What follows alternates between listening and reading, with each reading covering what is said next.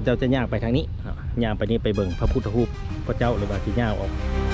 ท่าหลวงแล้วไปเบื้องหลังไปเบิ่งพญานาคอยู่ฮะจะเป็นสังขารขึ้นสำคัญเนาสังขารล่วงจะมีแล้วแต่นี่เพิ่นก็จะเปิดมาเห่าที่เราถ่ายวิดีโอไปแล้วมาเห่าคุณพิธีครอบครัวพิธีบวงสรวงฟ้อนลำเต้นในขอบเขตบริเวณนี้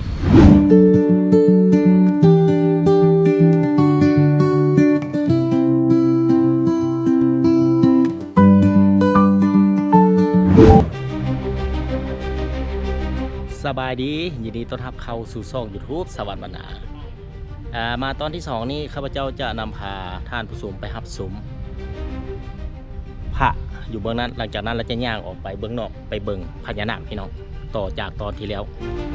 ตอนนี้ข้าพเจ้าอยู่วัดธาตุหลวงใต้เมืองไซเสถานครหลวงเวียงจันทร์ก่อนจะไปติดตามรับชมก็ขอฝากกดไลค์กดติดตามกดกระดิ่งแจ้งเตือนในช่อง YouTube สวรรค์บรรณาเด้อท่านผู้ชมเพื่อจะได้รับวิดีโอใหม่ๆมาให้ท่านผู้ชมได้รับชมไปติดตามรับชมพร้อมกันพระเจ้าจะย่างไปทางนี้ย่างไปนี้ไปเบิ่งพระพุทธรูปพระเจ้าหรือว่าที่ย่างออกท่าหลวงแล้วไปเบื้องหลังไปเบิ่งพญานาคอยู่ฮะ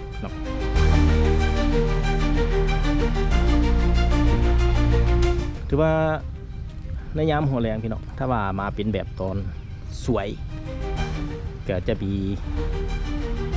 จะพบมีแขกท่องเที่ยวที่มาครับสมอยู่ในวัดธาตุหลวงใต้นี้เราจะออกไปเบื้องนี้พี่น้อง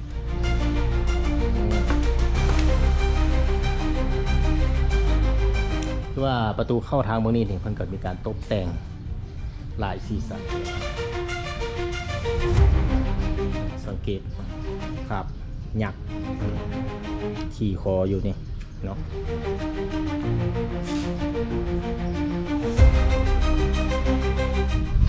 พระเจ้าเนาะ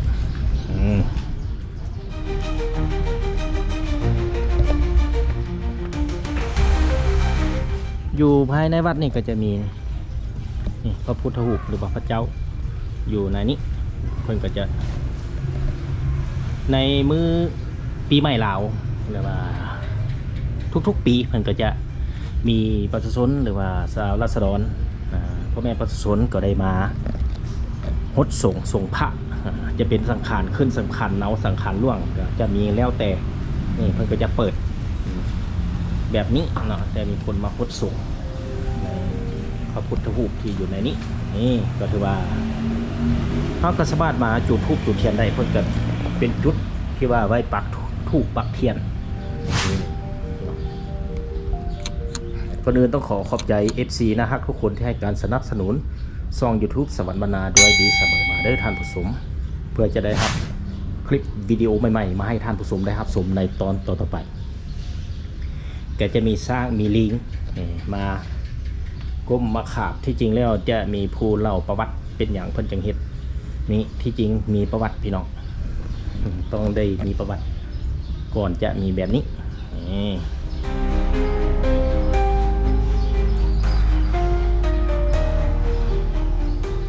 นี่ใกล้ๆนี่เองพี่น้องใกล้ๆธาตุหลวงอยู่ทางเบื้องนอกนะ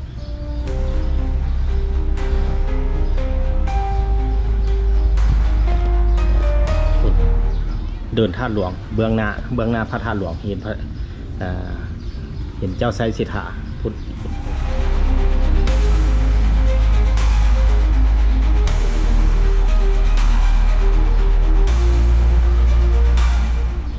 นี่ตัว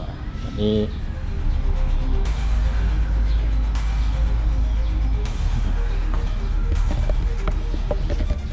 ภายหลังที่ว่าได้รับชมเบื้องในวัดธาตุหลวงใต้แล้วบัดนี้ข้าพเจ้าก็จะนำพาท่านผู้ชมไปรับชม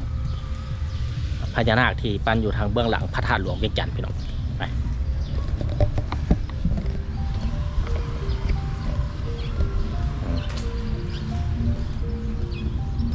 นี่ออกจากวัดมาแล้วก็จะเห็นธาตุหลวงเวียงจันทร์2025น่าเสียดายพี่น้องถ้ามาตอนหัวแรงค่ำๆก็ท่องเที่ยวก็จะบ่มีแล้วถ้าว่ามาเป็นแบบตอนสวยคนหลายทั้งภายในและต่างประเทศมาอยู่ในจุดนี้ที่ว่าอาศัยโมงเลิกเวียกเลิกการ ใส่เวลาว่างๆมาถ่ายวิดีโอไว้เบิ่งพุ่นบนต้นโพพุ่นพี่น้องไปจะย่างไปเบิ่งพญานาคอยู่ในฮะ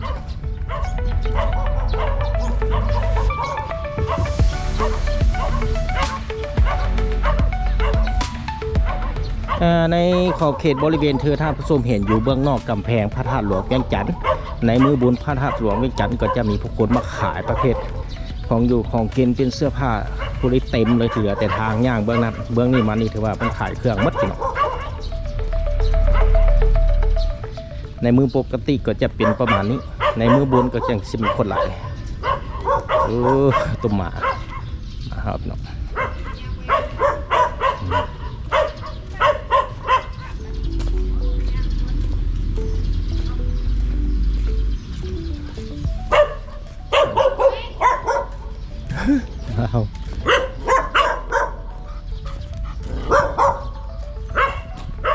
มาเห่าพี่น้องถ่ายวิดีโอไปแล้วมาเห่าพุ่นพญานาคพี่น้องอยู่กองต้นโพเบื้องหลังพระธาตุหลวงเวียงจันทร์นี่เองไผ่ไกลไปไกลมาก็สามารถมารับชมได้พี่น้องถือว่าสะดวกสบายอยู่ใกล้ๆกันเลยมาสถานที่หนึ่งสามารถท่องเที่ยวได้หลายจุดปิด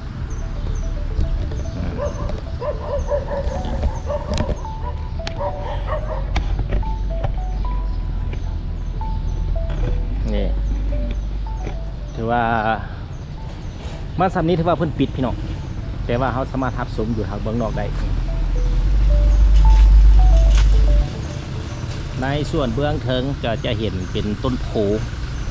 มีใบโพอากาศเย็นถือว่าเป็นร่มโพนี่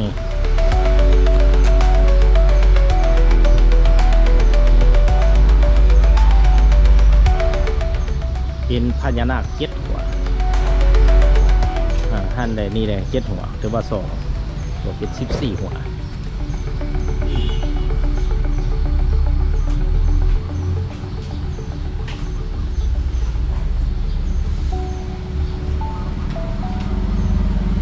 คือว่าแกสลัก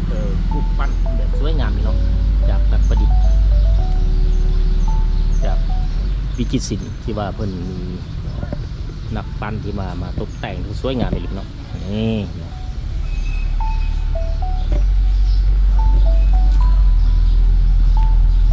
บัดนี้จะไปเบิ่งทางเบิ่งเลยพี่น้องพิเศษอยู่ในจุดบริเวณนี้เพิ่นจะเปิดตามสอบถามมาจน8 โมงเช้าฮอด5 โมงแรงพี่น้องเดี๋ยวนี้ก็เวลา6 โมงละก็ได้ว่าเพิ่นได้ปิดก็แหละประตูอยู่เบื้องนั้น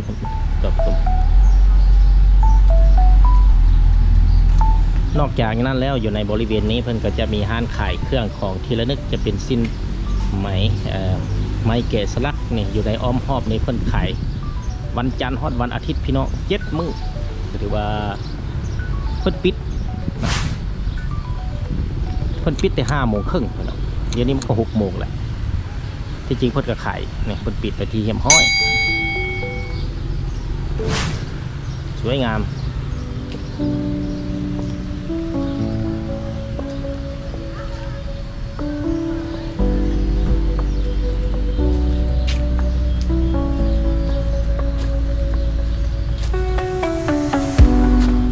เป็นพญานาค7 หัว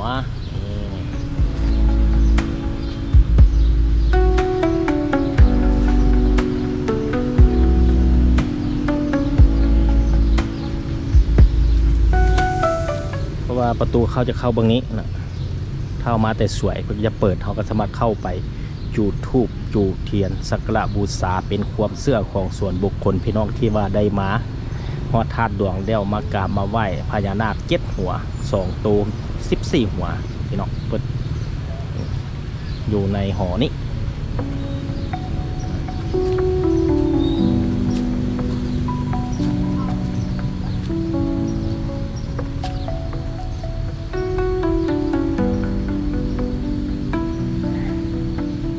ใน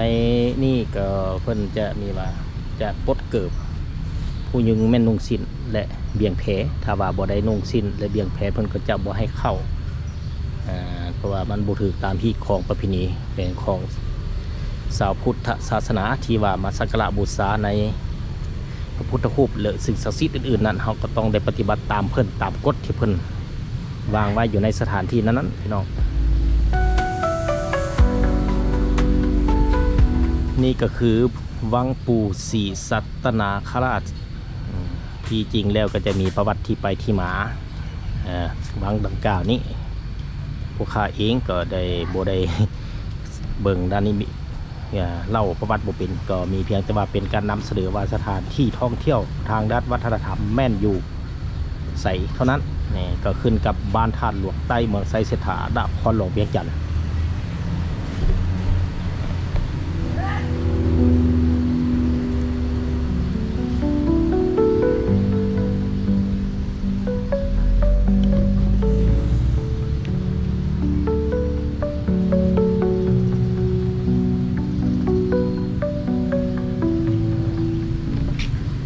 อยู่ในนี้เพิ่นก็จะมีระเบียบของเพิ่นห้ามจัดพิธีครอบครัวพิธีบวงสรวงฟ้อนลำเต้นในขอบเขตบริเวณนี้เพราะว่าในสถานที่แบบนี้บางสถานที่เพิ่นก็จะมีการจัดพิธีครอบครัวพิธีบวงสรวงเต้นแต่ว่าอยู่ในสถานที่เพิ่นห้ามเด็ดขาดพี่น้องพอเพียงแต่ว่าเข้ามาจุดธูปจุดเทียนสักการะบูชาเป็นความเชื่อของส่วนบุคคลเท่านั้นห้ามเต้นฟ้อนแบบบวงสรวงคือสถานที่อื่นบางสถานที่สามารถได้แต่นี่ห้ามเด็ดขาดพี่น้อง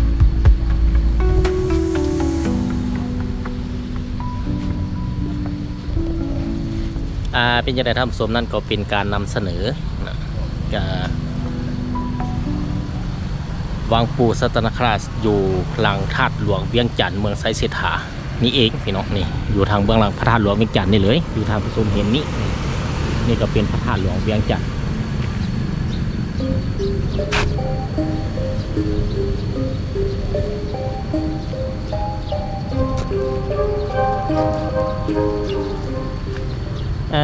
ถือว่าในจุดนี้นี่คนเต็มในมือบุญพี่น้องนี่เธอปกติก็คือคนบ่ได้หลาย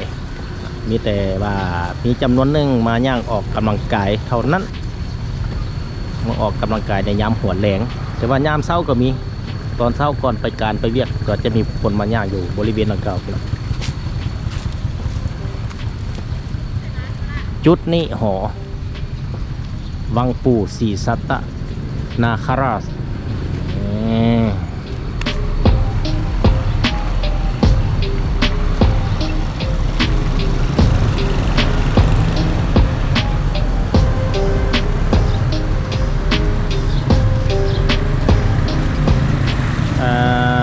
จุดนั้นก็จะเป็นถนนออกไปสู่เวียงเจริญพี่น้องแต่ในยามมื้อบุญก็จะมีผู้คนเข้ามาทางนี้ออกไปทางนี้เบื้องซ้ายเบื้องขวาก็จะมีผู้คนขายเครื่องเต็มสองภาคทางในมื้อบุญก็จะห้ามรถเข้ามาในมื้อบุญพี่น้องเดี๋ยวทำผสมพุ่นสุดพุ่นเป็น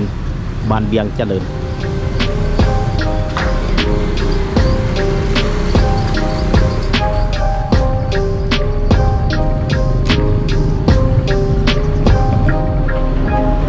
เป็นจะไรท่านผู้ชมมาข้อนี้วิดีโอตอนนี้ข้าพเจ้าจะจบเพียงเท่านี้พบกันในตอนต่อไปลาก่อน